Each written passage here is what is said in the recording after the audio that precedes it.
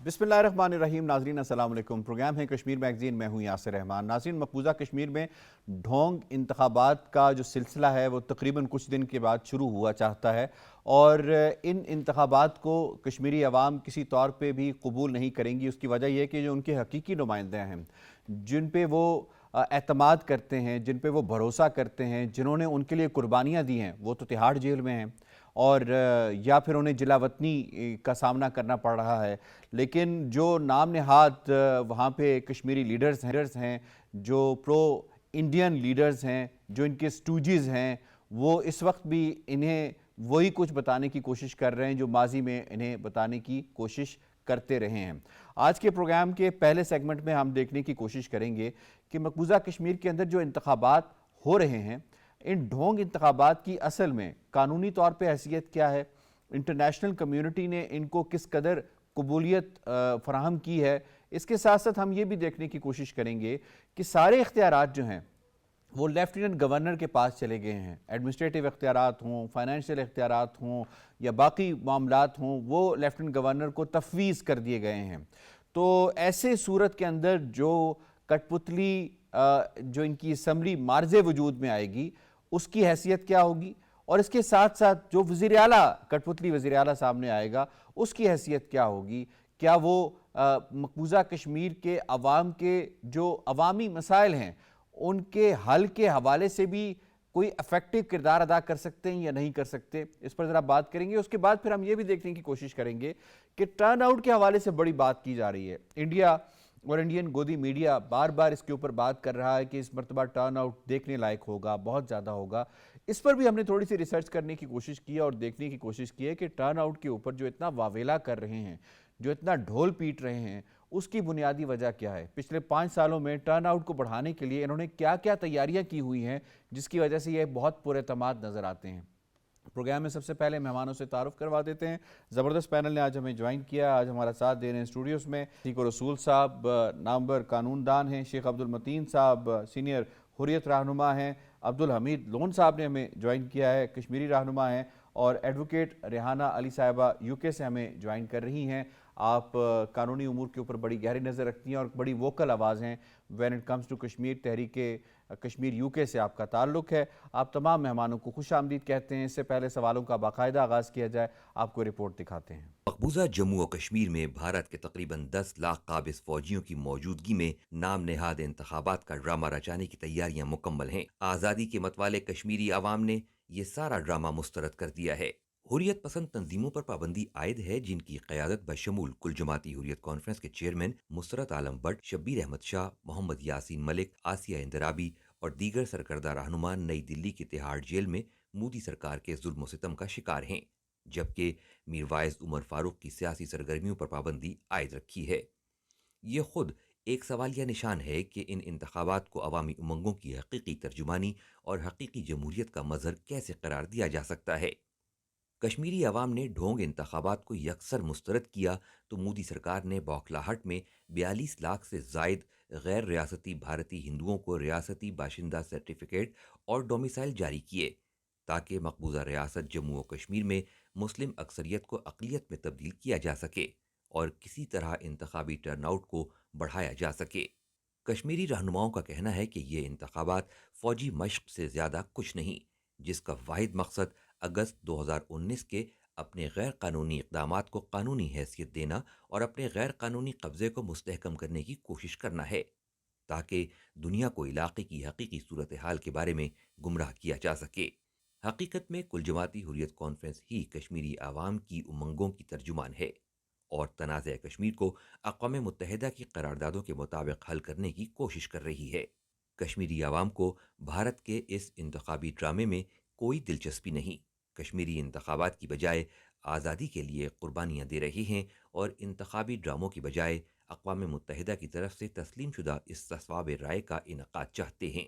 आपने रिपोर्ट मुलाहिज़ा की। मैं सबसे पहले शामिल करूंगा शेख अब्दुल मतीन साहब आपको। How do you see these elections? In elections की हैसियत कश्मीरियों के नज़दीक क्या है? ये जो अब इलेक्शन हो रहे हैं, ख़ासकर जो 5 अगस्त 2019 का इक़दाम हिंदुस्तान ने उठाए हैं, क्योंकि इससे पहले भी वहाँ पे इलेक्शंस हुए हैं, लेकिन इस इलेक्शन की जो नौयत है वो बिल्कुल ही एंटायरली डिफरेंट है। پہلے ہمیں یہ بھی دیکھنا چاہیے کہ جو اس سے پہلے بھی الیکشنز ہوئے ہیں وہ اصل میں دراصل سلیکشنز تھے، اور یہ بھی دیکھنا ہے کیا یہ جو الیکشنز ہے یہ کوئی نعم البدل ہو سکتا ہے حق خود ارادیت کا، استصواب رائے کا، یہ تو اس کا نعم البدل نہیں ہے۔ پھر ہمیں ذہن میں یہ بھی رکھنا چاہیے کیونکہ کشمیر کے حوالے سے جو 18 سیکورٹی کونسل کی قرارداد یونائٹڈ نیشن کی پاس ہوئی ہے اس میں واضح طور پہ کہا گیا ہے جو بھی اسمبلی ہوگی یعنی وہ کوئی بھی اس حوالے سے یعنی مسئلے کشمیر کے حوالے سے نوعیت کو چینج نہیں کر سکتے ہیں۔ تو اس کا مطلب ہے کشمیر کا جو مسئلہ ہے وہ اقوام متحدہ میں موجود ہے اور اقوام متحدہ کے قراردادوں کے مطابق ہی اس کا حل ہے۔ اب یہ جو بھارت کی کوششیں ہے جو اس وقت وہ یہ جس کو ہم کہیں گے نامناد الیکشن ہے، پہلے ہمیں یہ دیکھنا چاہیے جو اس سے پہلے الیکشن تھے جس میں کشمیریوں کی اپنی ایک اسمبلی تھی، جس میں کشمیریوں کا اپنا ایک جھنڈا تھا، جس میں عدالتیں اپنی تھی، اور یہ جو آج کل کے الیکشنز میں اس میں کشمیری ان اسمبلیوں میں یا ان ممبروں کے اختیارات کیا ہے۔ لیکن یاسر صاحب یہاں پہ ہمیں بات یہ ضرور ذہن میں رکھنی چاہیے، الیکشن جو ہے نا یہ کشمیریوں نے پہلے سے، کیونکہ یہ کوئی نعم البدل نہیں ہو سکتا ہے، اس لیے جو ہے یہ جو الیکشن ہمارے لیے کوئی وقت نہیں رکھتا۔ لیکن اب جو بھارت نے یہ جو یونائٹڈ ٹیریٹری انہوں نے یونین ٹیریٹری جو بنائی ہے لداخ اور جو جموں اور کشمیر کے حوالے سے، پہلے مجھے یہ بتائے یہی جو لوگ جو اب اس الیکشن میں دوڑ کے سامنے آ رہے ہیں، جب 5 اگست 2019 کا اقدامات بھارت نے اٹھائے ہیں تو ان کا پہلے موقف کیا تھا؟ ان کا موقف یہی تھا کہ ہندوستان نے ہمارے ساتھ دھوکہ کیا ہے، اور جو دو قومی نظریہ تھا وہ وقت نے صحیح ثابت کر دیا۔ اور یہاں پہ یہ بات بھی بہت ضروری ہے، ہندوستان نے اس وقت بھی شیشے میں اتارا ہے ان کے بزرگوں کو، اور آج بھی اسی طرح وہ ان کو شیشے میں اتار رہا ہے۔ تو یعنی ان کو بھی جب شیخ عبداللہ کو کہا گیا مرحوم کو، تو ان کو یہی کہا گیا تھا کہ آپ کے پاس 370 آرٹیکل ہے، 35A ہے، لیکن بھارت نے 2019 میں ایک کمپریہنسو طریقے سے جو انہیں پہلے ہی ریٹرن کیا تھا اس ایئر میں ہمیں یہ ختم کرنا ہے، انہوں نے یہ کر دیا ہے۔ پھر آپ دیکھ لیں کہ ان اسمبلیوں میں ان کے پاس اختیارات کیا ہوں گے، یعنی یونین ٹیریٹری جو یہ جو ہے نا بلدیاتی جو اختیارات ہے اس سے بھی کم ہے۔ اب یہ بھارت کا اصل میں پروپیگنڈا ہے، اور بھارت کیا چاہتا ہے کہ جو اس نے 5 اگست کا اقدام اٹھایا ہے وہ ان کی وجہ سے اس کو لیجٹیمیسی دے، ٹھیک ہے، یہ بھارت کی کوشش ہے۔ اس کا مطلب ہے یہ جو الیکشنز ہے یہ کوئی نعم البدل نہیں ہو سکتا ہے، اور یہ جو بھارت کہہ رہا ہے کہ یعنی اس میں جو آپ نے خود بھی بات کی ہے اس حوالے سے، جو اصل میں ہے جو قیادت ہماری ہے وہ آپ نے خود بھی بتایا ہے تہاڑ جیل میں ہے۔ یہ تو صرف تہاڑ جیل میں قیادت ہے، باقی جیلوں میں بھی اسی طرح ہے۔ باقی لیکن مینلی تو تہاڑ جیل ہے جہاں پہ انہوں نے کیا، تہاڑ جیل ہے۔ تو اس لیے یہ ہندوستان کا جو ہے اس سے کوئی اثر نہیں پڑے گا، جب تک اثر تب ہی پڑ سکتا ہے کہ کشمیریوں کو ان کا حق خود ارادت دیا جائے۔ ٹھیک ہے، ایڈوکیٹ ریحانہ آپ کو میں اس میں انوالو کروں گا، فرمائیے گا اگر ہم اسے قانونی نقطہ نظر سے دیکھیں تو ان نام نہاد ڈھونگ انتخابات کی قانونی حیثیت کیا ہے؟ کیا انٹرنیشنل قوانین کے اوپر یہ پورا اترتے ہیں؟ کیا کسی ڈسپیوٹڈ ٹیریٹری کے اندر کوئی آپریسر جو ہے وہ کروا سکتا ہے اس طرح کے انتخابات؟ میں یہ کہوں گی کہ کوئی بھی اس کا نعم البدل نہیں ہے، کیونکہ جو اقوام متحدہ کی جو 18 سیکیورٹی کونسل ریزولوشنز ہیں اس کے مقابلے پہ کوئی بھی انڈین لا یا کوئی بھی قسم کی بھی جو لاز ہیں اس کو اس پہ اہمیت حاصل نہیں ہے۔ تو یہ صرف انڈیا کا ایک طریقہ ہے، جیسے کہ آپ نے تھوڑی دیر پہلے آپ نے بھی کہا، اور جو شیخ متین صاحب ہیں انہوں نے بھی یہی کہا کہ یہ صرف دنیا کو ایک طرح سے یہ شو کرایا جا رہا ہے، یعنی میں اس کو کہوں گی جیسے سلو پوائزن ہے، میں اس کو بولتی ہوں کانگریس پارٹی کو، اسی طرح سے انہوں نے آہستہ آہستہ اوور دی ایئرز لوگوں کو یہ یعنی ان کی توجہ ہٹانے کے لیے اور یہ بتانے کے لیے کہ جو کشمیر ہے وہ انڈیا کا یعنی حصہ ہے، وہ اس کے لیے ڈفرینٹ چیزیں کرتے رہتے ہیں۔ اور یہ جو الیکشن ابھی ہو رہے ہیں یہ ہو رہے ہیں 10 سال کے بعد، ہم جانتے ہیں۔ دوسری بات یہ کہ جب سے انہوں نے آرٹیکل 370 35A کو یعنی انہوں نے اس کو ریموو کیا ہے، اس کے بعد یہ جو بھی کرتے ہیں وہ سب ایلیگل ہے۔ ویسے بھی جو آرٹیکل یعنی آرٹیکل 37 اور 35A جو ہے، ہم ویسے بھی اس کو جو ہے اتنی اہمیت نہیں دیتے۔ جی आर्टिकल 370 एंड 35A जो दोनों हैं, हम उनको जो है वैसे भी अहमियत नहीं देते थे, क्योंकि हमारा एक ही थी मांग के जो प्लेबसाइड है अक़वाम मुत्तहिदा के अंदर, उसको जो है किया जाए। तो और दूसरी बात, जैसे कि आपने थोड़ी देर पहले कहा कि जितनी भी लीडरशिप है वो तो इस वक्त हार जेल में है, बल्कि मैं ये ऐड भी करूंगी कि अभी जब इनके अपने इलेक्शन हुए तो इन्होंने राजीव गांधी को यानी इजाजत दी थी कि वो जो है जेल से निकल के इलेक्शन में हिस्सा लें। पर आप ये देखें, ऑल्दो कि इंडियन जो लॉज हैं वो हम पे लागू नहीं होते because of United Nations Security Council resolution and इसी disputed state, आप ये देखें कि इन्होंने राजीव गांधी को इजाजत दी थी कि वो प्रिजन से निकले और वो आकर जो है इलेक्शन कंडक्ट करें और जो कैंपेनिंग करें।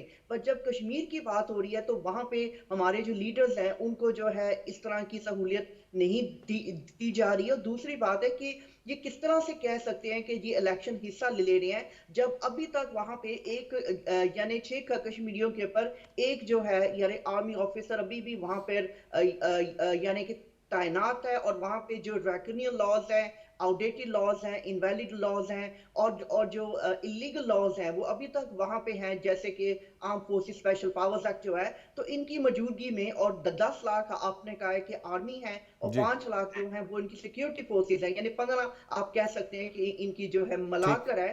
तो उनकी मौजूदगी में ये इलेक्शन हो ही नहीं सकते, ये तो डेमोक्रेसी के ही खिलाफ है। और ये बल्कि लीगल पर्सपेक्टिव आप बयान कर रही थी, मैं इसका लीगल पर्सपेक्टिव जो है वो एडवोकेट अतीक रसूल साहब से भी लूँगा। एडवोकेट, लीगली अगर हम इसको डिस्कस करें तो लीगली इसकी क्या हैसियत बनती है जो ये इंतखाबात हो रहे हैं मकबूजा कश्मीर के अंदर? ये एक्स पार्टी कार्रवाई है, यकतरफा तौर पर आप इसे कह सकते हैं, जिसकी ना कानूनी हैसियत है ना अखलाकी हैसियत है। कानूनी तौर पर देखें ना, अब जब इलेक्शन का कोई प्रोसेस होता है तो इसमें आपको जो है वो आज़ाद राय से जो है आप लोगों को मौका देते हैं कि वो अपनी आज़ादी राय का इजहार करें और अपने जो ट्रू रिप्रेजेंटेटिव्स हैं उनको इलेक्ट करें। अब वहाँ पर सूरत हाल क्या है? वहाँ पर जो है वो 1 मिलियन के करीब जो है वो आपको नज़र आती है, उनकी फोर्सेस नज़र आते हैं। वहाँ पर जो ड्रैकोनियन लॉज है उनके ज़रिए उन्होंने सप्रेस कर रखा है। जो लीडरशिप है वो आपने पहले कहा कुछ तिहाड़ जेल में है, कुछ जो है वो जिला वतन हो चुकी है। वहाँ पर लोगों को इजहार राय का जो मौका देने का सिलसिला है वो भी पुलिस के जो है वो उस ज़ेरे साया है, आर्मी के ज़ेरे साया है। लोग आज़ादी से अपनी राय का इजहार नहीं कर सकते। फिर जो ये इलेक्शन का प्रोसेस होगा ये एक कंट्रोल्ड सिस्टम होगा। इसमें अब जो डोमिसाइल्स इन्होंने इतने ज़्यादा जारी किए हैं, आप कैसे कहेंगे कि क्या किसने वोट डाला और किस तरीके से? मैं इस पे भी आता हूं, इसका जो पूरा जो प्रोसेस है ये लीगली आप इसको जो है वो इस तरह जो यूएन की सिक्योरिटी काउंसिल की करारदादें हैं उनको अगर देखें और इस टेरिटरी को अच्छा, उन करारदादों में जो कि 18 से ज़ायद हैं, क्या उन करारदादों में किसी एक करारदाद में भी इंडिया से ये मुतालबा किया गया है कि वो मकबूजा कश्मीर के अंदर इलेक्शन करवा दे तो ये हक़ खुद इरादियत का नेमुल बदल तस्वुर किए जाएंगे? है ही नहीं। अब देखना ये है तो फिर इन इलेक्शंस की क्या हैसियत रही? कोई हैसियत नहीं। मैं पहले कह दिया कि ये एक तरफा कार्रवाई है, एक्स पार्टी कार्रवाई है, जिसमें जो असल स्टेक होल्डर्स हैं उनका वजूद आपको कहीं नज़र नहीं आता। ये सिर्फ एक तरफ से जो है वो यूनिलिटरल किस्म का आपको जो है वो अमल नज़र आ रहा है, जिसको अगर कानून की आप नज़र में देखेंगे तो इसकी बिल्कुल ज़रा सी भी वक़्त और हैसियत नहीं है। बाकी जहाँ तक मामला है, देखें आप कश्मीरियों का जो अगर वो वाकई चाहते हैं तो जो डिमांड वो कर रहे हैं, जो उनकी लीडरशिप डिमांड कर रही है या जो पब्लिक डिमांड कर रही है, वो उसकी तरफ जाएं। तो ऐसी सूरत हाल में जब ये सब कुछ करने की कोशिश कर रहे हैं तो एक चीज़ नज़र आती है कि जो वहाँ पर ये जुल्म और बर्बरियत कर रहे हैं उसके ऊपर मास्क लगाने के लिए, दुनिया की आंखों में धूल झोंकने के लिए कि वहाँ पर जमहूरियत है, वहाँ पर डेमोक्रेसी है, वहाँ पर सब कुछ बेहतरीन चल रहा है, वहाँ पर अमन है, ये सब कुछ दुनिया को दिखाने के लिए इंडिया कर रहा है। दर हकीकत ऐसा कुछ भी नहीं है, कानूनी तौर पर इसकी कुछ भी हैसियत नहीं है। अहम नुकता आपने उठाया है। दुनिया की बात की है लोन साहब, ये फरमाइएगा कि आज तक इंतखाबात तकरीबन हो चुके हैं, जो ढोंग इंतखाबात हम कहते हैं मकबूजा कश्मीर के अंदर। क्या इन 12 इंतखाब में से किसी एक इंतखाब को भी इंटरनेशनली कोई रिकग्निशन या कबूलियत हासिल हुई है? जिस तरह मतीन साहब ने कहा कि अक़वाम मुत्तहिदा की करारदादें वाशकाफ अल्फाज में कहती हैं कि रियासत जम्मू कश्मीर के अंदर जो भी इंतखाबात होते हैं ये उसके मुस्तक़बिल का फ़ैसला नहीं कर सकते। तो लिहाजा यहाँ ख़त्म हो जाती है बात, जो हिंदुस्तान का एक फेक नैरेटिव है कि मैं दुनिया को धोखा दूँ, वहाँ पर नॉर्मल सी है, वहाँ पर सब कुछ ठीक है। ये संगीन साए तले, ये बंदूक के नोक पर, ये जबर के ज़रिए वो लोगों से वोट डलवा रहा है। وہاں انٹرنیٹ نیٹ ورک پہ پابندی لگا دی گئی. مجسٹریٹ نے کہا مجھے بتائیں یہ فریڈم آف ایکسپریشن ہے؟ وہاں اتنی فوج رکھ کے ہندوستان حاصل کیا کرنا چاہتا ہے؟ وہ دنیا کو کب تھوڑا تک سا اس کو مسلیڈ کرتا رہے انٹرنیشنل گا؟ پرسپیکٹو میں بھی دیکھ لینا کہ انٹرنیشنل کمیونٹی نے آج تک جو بھی انتخابات ہوئے ہیں کیا ان کی لیجیٹیمیسی کو قبول کیا ہے؟ دیکھیں بین الاقوامی سطح پہ یہ بڑی اہمیت کا حامل مسئلہ ہے. جہاں سیکیورٹی کونسل کے اجلاس بھی ہوئے ہیں تو ہندوستان کا یہ کہنا کہ یہ میرا انٹرنل معاملہ ہے یا یہ بین الاقوامی مسئلہ نہیں ہے، میں کہتا ہوں کہ وہ احمقوں کی جنت میں رہ رہا ہے. تو اس برصغیر میں یہ ایک ایسا کانفلکٹ ہے جو یونائٹڈ نیشنز کی قراردادوں کے اندر موجود ہے. تو لہٰذا یہاں واضح ہو جاتا ہے کہ بین الاقوامی برادری اس مسئلے کو ڈسپیوٹ سمجھتی ہے، اور اس کے بعد جو بین الاقوامی لا ہے اس کے مطابق کوئی بھی حیثیت نہیں ہے اس اسمبلی کو کہ یہ لوگوں کے مستقبل کا کوئی فیصلہ کرے. اب وہاں پر لوگوں کے روزگار ہے، یہ بجلی ٹوٹی کا مسئلہ ہے، اس حوالے سے اگر کسی جگہ ووٹ پڑے بھی نا، اس کا مطلب یہ نہیں ہے کہ لوگوں نے ان 12 انتخابات میں ہندوستان کے آئین کو تسلیم کیا ہے. کبھی بھی نہیں. کل آپ نے دیکھا پارلیمنٹ الیکشن میں بائیکاٹ ہوا. کل جہاں نارتھ میں لوگ نکلے انہوں نے فریڈم، آزادی کی باتیں کی. تو لہٰذا ہندوستان ظلم و جبر سے، تشدد سے لوگوں کو اپنے حق کے پیدائشی حق سے دور نہیں کر سکتا. تو لہٰذا اس کا جو مستقل حل ہے وہ حق خودارادیت ہے، وہ ہماری امنگیں ہیں، وہ کشمیریوں کی خواہشات ہے. تو لہٰذا اس کے برعکس کوئی بھی فیصلہ کشمیری تسلیم نہیں کرنے والے. ٹھیک ہو گیا. ریحانہ صاحبہ، میں اس میں ایک اور پہلو آپ کی توجہ مبذول کروانا چاہوں گا. ٹرن آؤٹ کے حوالے سے بہت بات کی جا رہی ہے.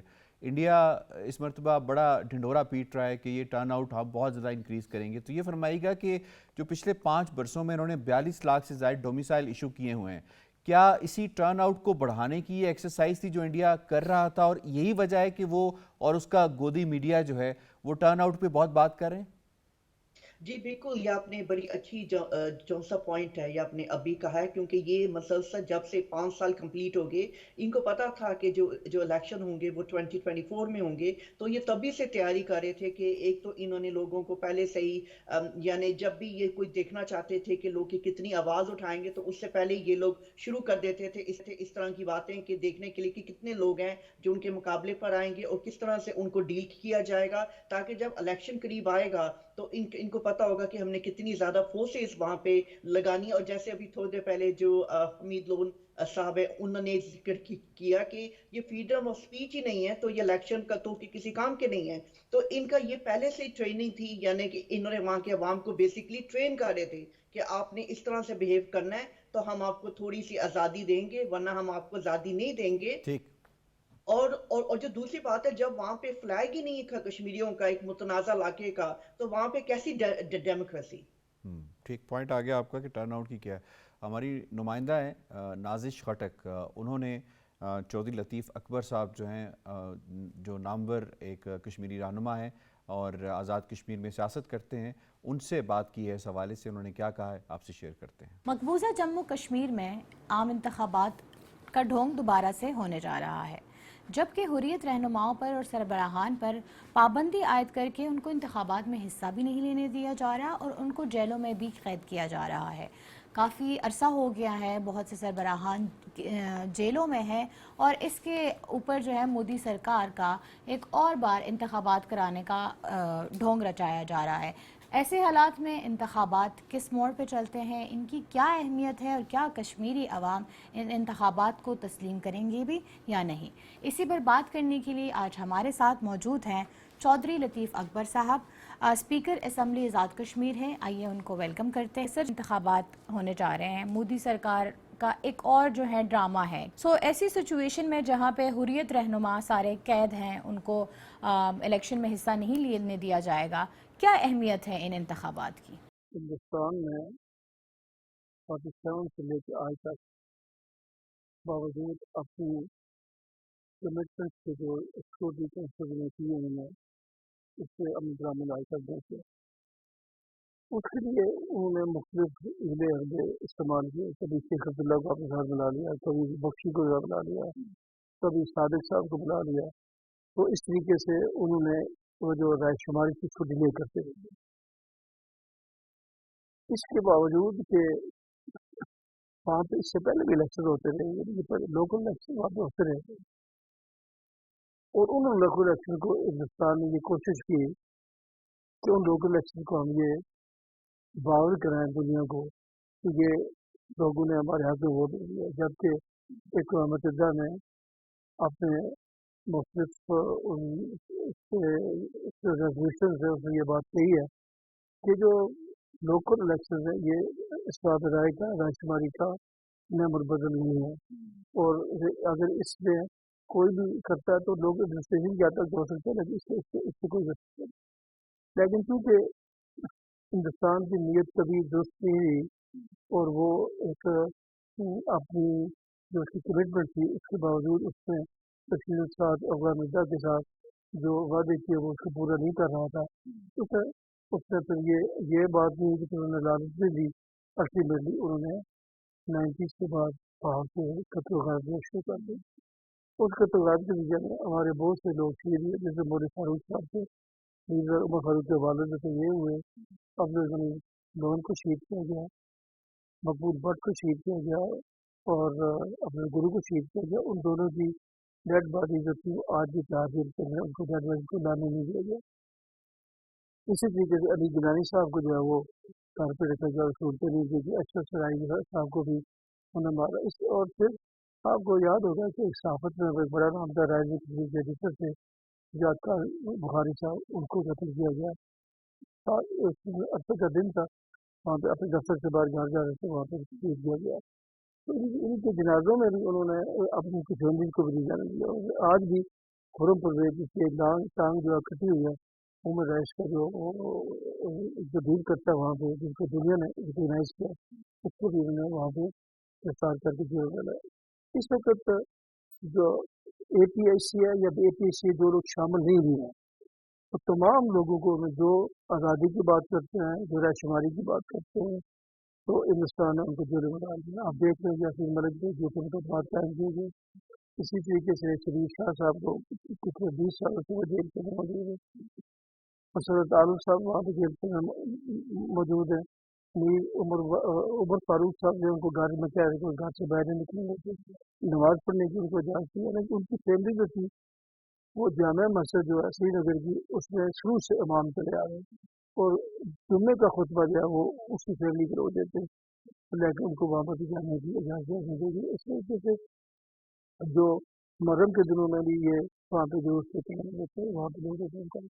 ये अब देखें कि इत्तेहादियत के अंदर आसिया अंजादी है, सलीका सूफी है, नईदा नसीम और ख़वातीन जो है वो वहाँ पे क्या है 11,000 से ज़ायद वहाँ पे जो नौजवान लोग हैं उन्हें आगरा और दिल्ली के कंस्ट्रक्शन कैंप रखा गया।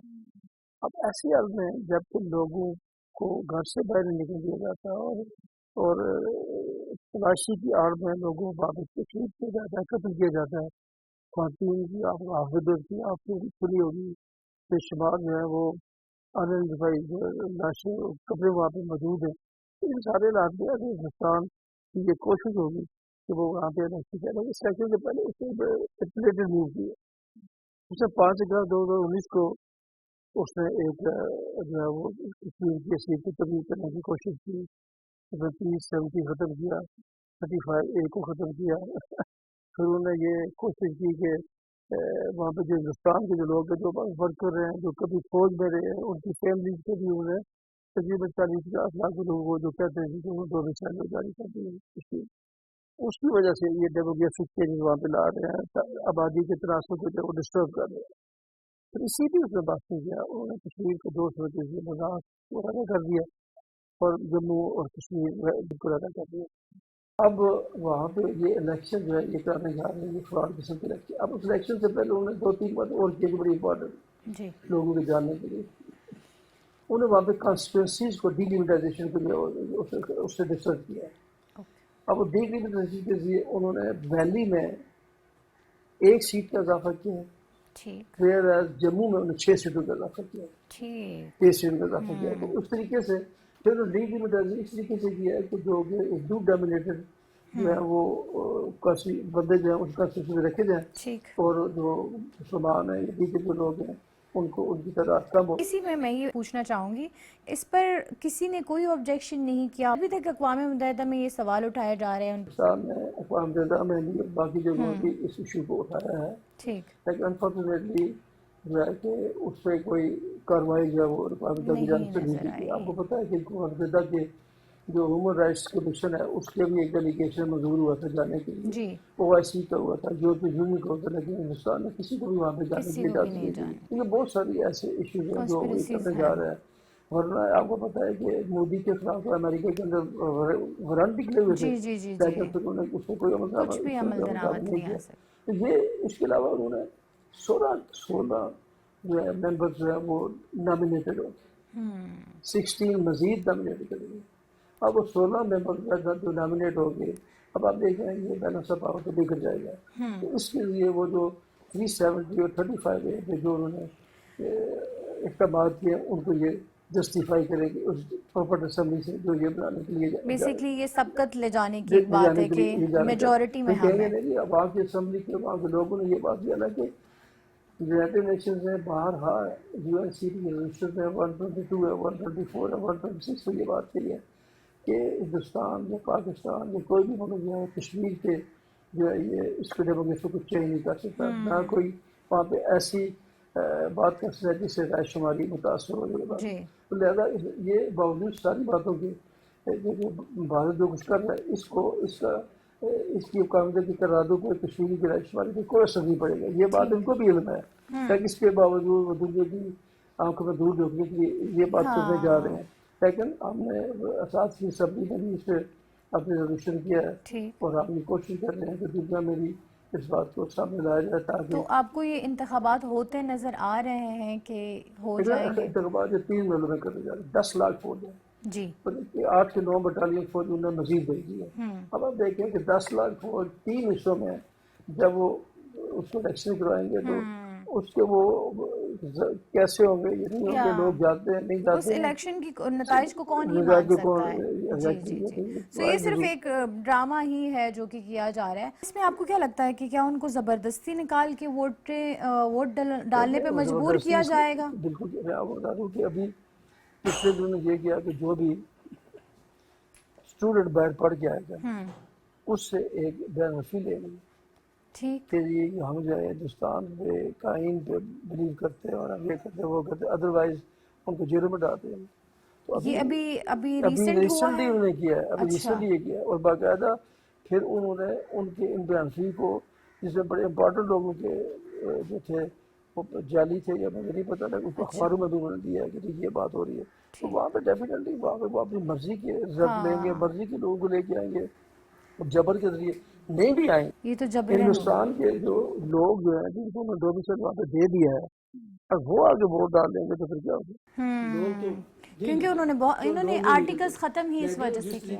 उन्होंने बाहर के लोगों को वहाँ पे ला करके वोट डाल दे दिया है, उनको डोमिसाइल दे दिया है, तो फिर वो तो वो पहले से प्लानिंग ही चल रही थी कि उनको डोमिसाइल देंगे ताकि कल को इंतखाबात में। जी ठीक ये उसको तो दुनिया की नज़र में तो इस इंतखाबात की कोई वैल्यू नहीं होगी, दुनिया की नज़र में भी नहीं है, यूनाइटेड सिक्योरिटी काउंसिल की नज़र में भी नहीं है, और कश्मीरी तो उसको बिल्कुल तस्लीम नहीं करते। तो देखें कि मोदी की दिन ब दिन जो पॉपुलरिटी वो कम हो रही है। इस दफ़ा वो इंडिया के इलेक्शन में मेजॉरिटी भी नहीं ले सके, तो अब वो कोशिश ये करता है कि फिर हिंदुत्व को इकट्ठा करिए। आप देखेंगे आजकल भी जो मुसलमान हिंदुस्तान के अंदर रह रहे हैं रियासत, उनके साथ भी बड़ा जुल्म हो रहा है, बल्कि उन्हें अपने मणिपुर के अंदर जो ख़वातीन का जुल्म हो रहा है और दीगर मुसलमानों के साथ जुल्म हो रहा है, ये मैं समझता हूँ कि ये हिंदुस्तान जो है ये मोदी की दौर में ये टुकड़े टुकड़े हो जाएगा और हिंदुस्तान जो ज़्यादा दिन कायम नहीं रह सकता है ऐसी बात है।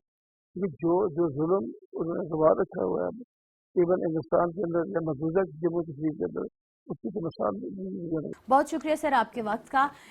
नाजरीन, कश्मीरी जो है वो इसलिए जदोजहद नहीं कर रहे हैं कि वो इंतखाबात कराएं और असम्बली में लोग मुंतखब होके आएँ। जो वो चाहते हैं, उनकी जो ख्वाहिश है वो यही है कि जो अक़वाम मुत्तहिदा ने उनकी इस्तवाब राय को तस्लीम किया है उसका इनकाद किया जाए, उन्हें इख्तियार की खुदरादियत के तहत उनको उनके हकूक़ दिए जाएँ, और ये इसी के हम भी दुआगो हैं और उम्मीद करते हैं कि इंशाअल्लाह एक न एक दिन उनको उनका ये हक ज़रूर मिलेगा। जी, आपने मुलाहिज़ा किया उनकी गुफ्तगू। शेख साहब, टर्न आउट को लेकर इंडिया बहुत ज़्यादा प्रोपेगेंडा कर रहा है। डू यू रियली थिंक कि कश्मीरी इस टर्न आउट को कोई अहमियत देंगे? जो माजी में हम देखते आए हैं कि 15 से 20% से ज़ायद टर्न आउट नहीं रहा, यानी अभी ये कह रहे हैं कि 88 लाख के करीब हमारा रजिस्टर्ड वोटर है, تو اس میں سے صرف اگر نکلتے تھے تو 15 سے 16 لاکھ لوگ وہ نکلتے تھے جو زیادہ تر جموں سے نکلا کرتے تھے. تو اس مرتبہ کوئی ٹرن آؤٹ کو لے کے اتنا زیادہ انڈیا جو واویلا کر رہا ہے اس کے پیچھے وہی ایکسرسائز ہے جو وہ کرتا رہا ہے 5 سالوں میں؟ دیکھیں ایک بات تو یہ ہے کہ اگر آج یہ ٹرن آؤٹ ہوگا تو اس حوالے سے ریحانہ صاحبہ نے بھی بتایا کہ اس کے وجوہات کیا ہوں گے، کیونکہ جب آپ نے غیر ریاستی باشندوں کو ڈومسائل دیا اور ان کو اب یہ حق دیا کہ ووٹ بھی ڈال سکتے ہیں، پراپرٹی بھی خرید سکتے ہیں، مطلب کہ لگ بھگ یعنی ایک طرح سے کشمیری وہ باشندہ انہوں نے آپ کو بنایا، تو اس کا مطلب ہے اس کی کوئی وقت نہیں ہے. دوسری بات ہمیں یہ دیکھنا ہے کہ ٹرن آؤٹ سے کیا ہوگا. اچھا مجھے ایک بات اور بھی بتائیے گا کہ یہ جو ٹرن آؤٹ کا معاملہ ہے یہ کتنا ہینیس ہے، کتنا یہ ایک خطرناک معاملہ ہے جو کشمیریوں کے لیے اور دنیا کو یہ دکھانے کے لیے انڈیا یہ دکھائے گا کہ دیکھیں جی ہم نے اتنا ٹرن آؤٹ شو کر دیا، اب کشمیریوں کا اعتماد ہے ہمارے کانسٹیٹیوشن کے اوپر. دیکھیں دنیا کو اب یہ پتہ ہے کیونکہ یہ پہلی دفعہ بھارت الیکشنز نہیں کرا رہا ہے یا یہ سلیکشن پہلی دفعہ نہیں کرا رہا ہے، اس سے پہلے بھی انہوں نے کیا ہے. یعنی یہ بھارت ایک دفعہ پھر جو انہوں نے 5 اگست کا اقدام اٹھایا ہے اس کو لیجٹیمیسی دینے کے لیے انہی کٹ پتلی لوگوں کے ذریعے وہ وہاں پہ اسمبلی میں کوئی بل پیش کریں گے اور اس کو کہیں گے کہ ہاں یہ جو ہم نے اقدام اٹھایا ہے یہ صحیح تھا. صرف مین مقصد جو بھارت کا ہے وہ یہی ہے، اسی لیے انہوں نے جو ہے اپنے کٹ پتلی لوگ ہیں جن کو ان کو اسمبلی میں پہنچانا ہے. آپ یہ بھی ذہن میں رکھ لیجئے جو بھی لوگ یہ الیکشن لڑیں گے اگر کوئی جیت رہا ہوگا اور بھارت کو پتہ ہے کہ یہ ہمارا بندہ نہیں ہے یا ہمیں یہ بل میں ووٹ نہیں دے گا، وہ اس کو ہرائیں گے اور اس کو جتوائیں گے جو ان کا اپنا بندہ ہوگا. یعنی دوسرے الفاظ میں آپ کہہ سکتے ہیں یہ ہر لحاظ سے سلیکشن ہے. اچھا ہارنے اور جیتنے پہ بھی بات کر لیتے ہیں. لون صاحب ہارنے اور جیتنے پہ بات ہو رہی ہے تو جو جیت جائے گا اس کے پاس ہوگا کیا کشمیری عوام کو دینے کے لیے جب ساری پاور جو ہے لیفٹنٹ گورنر کے پاس چلی گئی ہیں بشمول اس نام نہاد وزیر اعلیٰ کے؟ یہ بے اختیار اسمبلی ہوگی، نمائشی اسمبلی ہوگی، ان کے پاس کچھ بھی نہیں ہوگا. اختیارات تو اب دہلی چلے گئے ہیں، یہ تو لداخ کا جو ہے نا وہ ایک کمشنر کے پاس اختیار چلا گیا ہے، تو سارے فیصلے دہلی سے ہوں گے.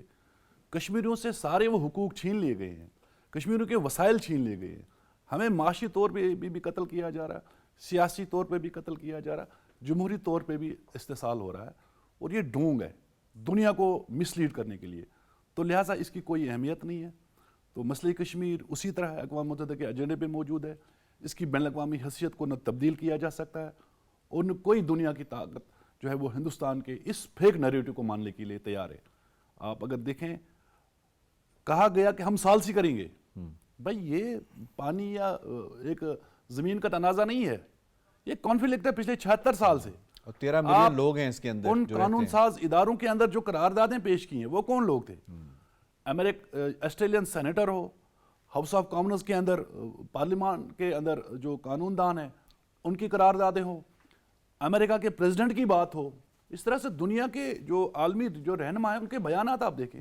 آپ سیکیورٹی کونسل کے اندر قراردادوں کو دیکھیں، پھر اجلاسوں کو دیکھیں. طاقت کا مرکز دلی ہے، جو مقبوضہ کشمیر سے تمام طاقت لے کے وہ دلی میں منتقل کر دی گئی ہے. اس کے نتیجے میں جو اب ایکسرسائز یہ کر رہے ہیں یہ لایانی ایکسرسائز، اس کا کوئی مطلب نہیں. کوئی مطلب نہیں، یہ بس ہمیں ختم کرنے کے لیے، ہمارا جینوسائیڈ کرنے کے لیے، معاشی طور پہ بھی، سیاسی طور پہ بھی، جمہوری طور پہ جس طرح میں نے بات کی ہے کہ کشمیریوں کو دباؤ، کوئی آواز بلند نہ کرے، کوئی اٹھ نہ کھڑے ہو جائے، ان سے سب کو چھین لو. تو یہ پالیسی ہے مودی کی. تو لہٰذا مودی اس پالیسی پہ گامزن ہے اور انشاءاللہ اسے ناکامی جو ہے نا اس کا مقدر ہے. کشمیری اپنا حق خود لے کر ہی لیں گے، آج نہیں تو کل. میرے بچے، میری نسلیں اس سے بدلہ لیں گے. تو لہٰذا ہندوستان غلط فہمی میں ہے کہ شاید کشمیریوں کو میں بندوق کے زور پہ دباؤں، یہ قتل غارت گری وہ شاید بھول جائے، ہو ہی نہیں سکتا. پوائنٹ آ گیا آپ کا جی. مجھے پروگرام کے دوسرے موضوع کی پڑھنا ہے جو ہم مقبوضہ کشمیر سے تھوڑا سا ہٹ کے بات کرتے ہیں انڈیا کے حوالے سے. انڈیا میں جو مائنورٹیز کے ساتھ ظلم و ستم بپا کیا جا رہا ہے وہ پچھلے 10 سالوں سے بالخصوص اس میں بہت زیادہ اضافہ ہوتا نظر آ رہا ہے اور اس کی مثالیں بھی سامنے آ رہی ہیں. ایک شخص ہے اشرف علی سید حسین، 72 برس ان کی عمر ہے. یہ ٹریول کر رہے تھے بائی ٹرین جلگاؤں سے کلیان، یہ مہاراشٹرا کا علاقہ بنتا ہے، اور ان کے پاس 2 جارز تھے. ان جارز کے اندر جو ہے وہ بھینس کا گوشت تھا جو مہاراشٹرا کے قانون کے مطابق آپ اس کو کھا سکتے ہیں، وہ جو ہے وہ لیگل ہے. لیکن ہوا یہ کہ کچھ وہاں پہ کاؤ وجیلانٹیز اکٹھے ہو گئے، انہوں نے اس شخص کو زد و کوب کیا، نہ صرف زد و کوب کیا بلکہ بری طرح مارا، بلکہ اسے چلتی ٹرین سے نیچے پھینکنے کے لیے بھی وہ کوشش انہوں نے کی۔ اب یہاں پہ معاملہ یہ آتا ہے کہ قانون کو حرکت میں آ جانا چاہیے۔ اگر کوئی مہذب معاشرہ ہو، فوراً پولیس حرکت میں آ جاتی، فوراً کا جوڈیشل سسٹم حرکت میں آ جاتا، فوراً ان کا میڈیا جو ہے وہ اس کے اوپر بات کرتا، لیکن کسی نے بات نہیں کی۔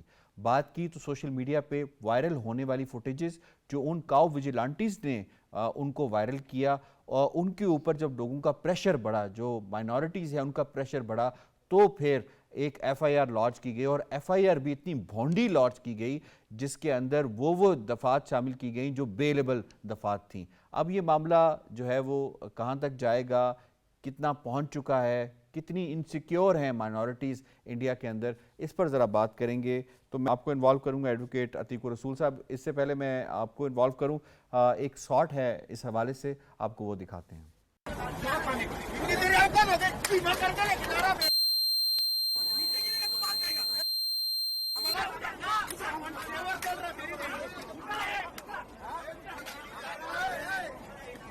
میرے کو پورا مار پیٹ کیے، میرے ساتھ میں اتنا گندی گالی گلوچ کیا، اور اس کے علاوہ اتنا بری طرح لوٹ مار بھی کی، میرے کپڑے پھاڑ دیے، میرے جیب میں 2800 روپیہ تھا، 500 کی 5 نوٹ تھی اور 100 کے 3 نوٹ تھی۔ میرے ساتھ میں وہ پیسے بھی انہوں نے چھین لیا میرے پاس سے، میرا موبائل بھی چھین لیا، اور میرا سوئچ آف کر کے موبائل دے کر رہے ہاں میرے کو میرے پاس سے موبائل لے لیا، رابری ہو گئی۔ صورتحال آپ نے دیکھی کہ اس وقت انڈیا میں مائنورٹی کے ساتھ کیا صورتحال ہے۔ ایڈوکیٹ عتیق الرسول صاحب، آپ کو انوالو کروں گا، کیا حالت ہے مسلمانوں کی انڈیا کے اندر؟ دیکھیں سب سے پہلی بات تو یہ ہے کہ یہ انڈین سٹیزن ہے، تو ان کو جو بطور انڈین سٹیزن جو رائٹ ملنے چاہیے تھے وہ نہیں ہے۔ پھر یہ مسلمز ہیں، مسلم اقلیت کی اگر ہم بات کرتے ہیں تو مسلمز کے رائٹ بھی نہیں ہیں، تو اٹ مینس کہ ان کے جو کانسٹیٹیوشن کے اندر فنڈامنٹل رائٹس دیے گئے سٹیزنز کو وہ وہاں پر نہیں ہے۔ وہاں پر انفیکٹ جو ہے وہ ہندوتوا کی سوچ رکھنے والے جو انتہا پسند ہندو ہیں ان کی حکومت ہے۔ وہ انتہا پسند آپ کو چاہے ان کے وزیر اعظم کی شکل میں نظر اچھا، یہاں پہ ایک امپورٹنٹ بات ہے کہ مہاراشٹرا کے اندر گورنمنٹ ابھی کسی اور پارٹی کی ہے، لیکن مہاراشٹرا کے اندر جو وہاں پہ لوگ ہیں، اب یہ جو لوگ تھے یہ ٹرین میں سفر کر رہے تھے، اب یہ جو انتہا پسندی ہے وہ عام لوگوں میں اتنی سرایت کر چکی ہے کہ جہاں کہیں مسلمان کو دیکھو، جہاں کہیں اس کے ہاتھ میں کچھ دیکھو اور اس کے اوپر یہ کام شروع کر دو، ایسا ہی ہے۔ یاسر بھائی، اس میں ایک چیز بڑی امپورٹنٹ ہے، وہ یہ ہے کہ یہ ایک امیج بنانے کی کوشش کی جا رہی ہے کہ یہ کامن سی چیز ہے، وہاں پر ایک عام میٹر ہے کہ اگر آپ مسلمانوں کو ماریں گے، ان کے ساتھ اس طرح کے تشدد کریں گے اور ظلم اور بربریت کریں گے، لیکن اس کی جو ہے وہ قانونی طور پر بھی آپ کو کوئی مسئلہ نظر نہیں آئے گا اس میں، اور اس کی کوئی جو ہے وہ ادروائز بھی کوئی پریشانی آپ کو نظر نہیں آئے گی، کیونکہ ایک عام سی چیز ہے، ایسا روزانہ کی بنیاد پر کہیں بھی ہو سکتا ہے، کسی کے ساتھ بھی ہو سکتا ہے، تو یہ کوئی اس کو جو ہے وہ سیریس لینے کی ضرورت نہیں ہے۔ یہ بیسیکلی امیج بلڈ کرنے کی کوشش کی جا رہی ہے۔ باقی جہاں تک معاملہ دیکھیں، میں نے کہہ رہا تھا کہ آپ کو چاہے وہ آپ کو چیف جسٹس ان کے دیکھ لیں، چاہے وہ ان کی جو فورسز ایجنسیز ہیں ان کو دیکھ لیں، چاہے وہ سرکاری ملازمین دیکھ لیں، چاہے وہ ان کی جو گورنمنٹ ہے ان کے سربراہ کے طور پر دیکھ لیں، تو ایک سوچ رکھنے والے آپ کو اوپر سے لے کر نیچے تک نظر آئیں گے، اور وہ اسی چیز کو پروموٹ کرتے نظر آئیں گے۔ تو یہ جو ظلم کرنے والے لوگ ہیں اور جو اپنے کانسٹیٹیوشن کی وائلیشن کرنے والے لوگ ہیں، ان کو یہ تسلی ضرور ہے ان کے پاس کہ قانون جو ہے وہ حرکت میں نہیں آئے گا جب آپ مسلمانوں کے ساتھ یا اقلیت کے ساتھ اس طرح کا ظلم اور بربریت کریں گے۔ کیونکہ ان کے پیچھے جو ہندوتوا کی اور آر ایس ایس کی سوچ رکھنے والے انتہا پسند ہیں، وہ ان کی پیٹھ پر ہاتھ رکھنے والے موجود ہیں۔ ایڈوکیٹ ریحانہ صاحب، یہ فرمائیے گا اتنا اعتماد ان کاؤ ویجیلانٹیز کے اندر کہاں سے آیا کہ یہ اٹھے اور اٹھ کے ایک 72 سالہ بزرگ شخص کو مارنا شروع کر دیا اور ٹرین سے نیچے پھینکنے کی کوشش انہوں نے کی؟ اتنا اعتماد کہاں سے آیا ان کو؟ اعتماد کی بات یہ ہے کہ جب سے یہ جو مودی ہے، اس کی گورنمنٹ آئی ہے 2014 سے، تب سے ہم دیکھتے ہیں کہ اس طرح کے جو واقعات ہیں ان میں بہت زیادہ اضافہ ہوا، اور جب سے جو ہے مودی دوبارہ سے ابھی کہ الیکٹ ہو کے آئے ہیں، اب ہم دیکھ رہے ہیں کہ things are going out of control۔ اور ایک اور بات جو میں ایڈ کروں گی کہ یہ جو لوگ ہیں جنہوں نے ایک 72 سالہ بزرگ کو مارا ہے، یہ وہ لوگ ہیں جو کہ پولیس ٹریننگ کے لیے اس ٹرین میں تھے، اور یہ پولیس ٹریننگ کے لیے جا رہے تھے۔ آپ یہ دیکھیں کہ ان کے لوگ جو کہ سلیکٹ ہو رہی ہیں پولیس ٹریننگ کے لیے، اگر ان کا یہ حال ہے، آپ وہاں کے جو عام لوگ ہیں آپ ان کے بارے میں دیکھیں، اور پھر وہ جب یہ وردی پہن لے گا تو اس وقت یہ کیا کرے گا جب اس کے پاس ہتھیار بھی ہوگا اور طاقت بھی ہوگی؟ جی، اور اب یہ دیکھیں کہ وہ اس بزرگ کو مار پیٹ بھی کر رہے ہیں اور پھر وہ اس کو دھمکی بھی دے رہے ہیں کہ ہم چلتی ٹرین سے پھینکیں گے، اور پھر اس ریاست کا جو قانون ہے، جیسے ابھی آپ نے تھوڑی دیر پہلے کہا ہے کہ وہاں پہ الاؤ ہے کہ آپ بیل کا جو گوشت ہے آپ کھا سکتے ہو، بھینس کا تو گوشت، وہ جو law ہے بینس کا جو ہے، یعنی کہ جو کہ گوشت آپ کھا سکتے ہیں. اب یہ دیکھیں کہ وہ وہاں کے جو یعنی کانسٹیٹیوشن ہے، یعنی وہاں کا مہاراشٹرا کا، وہ اس کے خلاف بھی جا رہے ہیں، وہ خوف و ہراس پھیلا رہے ہیں اور ان کو باقاعدہ طور پہ یعنی کہ پشت پناہی ہے. تو زیادہ تر لوگ جو اس وقت پولیس فورسز میں یا آرمی میں ہیں، میں یہ آپ کو بات بتاؤں گی کہ وہ زیادہ تر جو ہیں وہ بی جے پی کے لوگ، اپنے لوگ ہیں، وہ ایسے لوگوں کو سامنے لے کے آ رہے ہیں تاکہ وہ اپنی طاقت کا ناجائز استعمال کریں. اور وہ وہ اپنے یوگی آدتیہ ناتھ نے ایک دفعہ ایک جملہ بولا تھا انڈین آرمی کے حوالے سے، مودی صاحب کی سینا، اس سے ہمیں اندازہ ہو سکتا ہے. جی تو بیسیکلی وہ جو ہیں اس کے اوپر عمل پیرا ہیں، تو وہ چاہ رہے ہیں کہ ان کو زیادہ سے زیادہ جو ہیں اختیارات دیے جائیں تاکہ وہ ان کو جو ہے مسلط کریں، نہ صرف یہ کہ مسلمانوں پہ بلکہ ان کے اپنے جو ہندو ہیں جو آواز اٹھاتے ہیں زیادتی کے خلاف، وہاں پہ جو دلت ہے، وہاں پہ جو سکھ ہیں، وہاں پہ جو کرسچنز ہیں، ان تمام کے اوپر مسلط کیا گیا. اور انہوں نے ایک لا ابھی متعارف کرایا ہے 1 جولائی کو، اور اس کا نام ہے BNS یعنی بھارتیہ نئی سنہتا. تو اس لا کے تحت انہوں نے ایک سیکشن بنایا تھا یعنی کہ موب لانچنگ کے لیے، بٹ انہوں نے اس طرح کی یعنی کہ ان کو سیکشنز میں سزا دیے جو کہ بیلیبل تھے، اور ود ان 24 آورز ان کو چھوڑ دیا گیا تھا. یعنی ایک طرح سے یہ دکھایا جا رہا ہے انڈیا کو کہ اگر آپ اس وہ طرح تو کی پریشر کی وجہ سے کورٹ پریشر میں آ گئی اور اس نے وہ بیل جو ہے وہ کینسل کی. آپ کا پوائنٹ آ گیا، میں اس میں شامل کروں گا. شیخ صاحب یہ فرمائیے گا، پولیس نے جس طرح سے ان کو ڈیل کیا ہے، کیا ان کی جگہ کوئی کسی ہندو کی پٹائی ہوئی ہوتی تو پولیس ایسے ہی ڈیل کرتی جیسے اس نے مسلمان کو ڈیل کیا؟ کتنی بیت باؤ ہے اب یہ ریلیجن کی بنیاد کے اوپر انڈیا کے اندر؟ دیکھیے، جو ابھی یہ حال ہی میں واقعہ پیش ہے اشرف علی صاحب کے ساتھ، یہ پہلا واقعہ ہندوستان میں نہیں ہے. ایسے بہت سارے واقعات پہلے بھی ہوئے ہوئے ہیں، اور آپ اسی سے اندازہ لگا سکتے ہیں جب ان کے لیے انہوں نے FIR بنایا ان مجرموں کے لیے، اور وہ انہوں نے دفعات اس میں لگائے ہیں جو کہ بیلیبل ہے.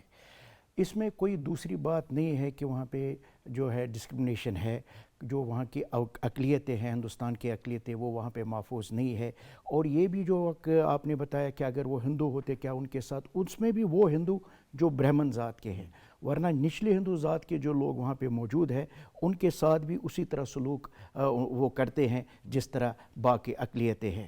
تو اس کا مطلب یہ ہے کہ کیا وہ سلوک ہوتا اگر یہ ان کے ساتھ تو اونچی ذات کا ہندو ہوتا اور وہاں پہ جاتا، اس کے ساتھ ایسا سلوک ہوتا؟ ان کا یہ ہو جاتا جس طرح ہمارے مقبوضہ کشمیر میں جب عادل کو انہوں نے ہیومن شیلڈ بنایا، یہ جو گوگائی میجر تھا ان کو انہوں نے پرائزز اور میڈلز دیے ہیں.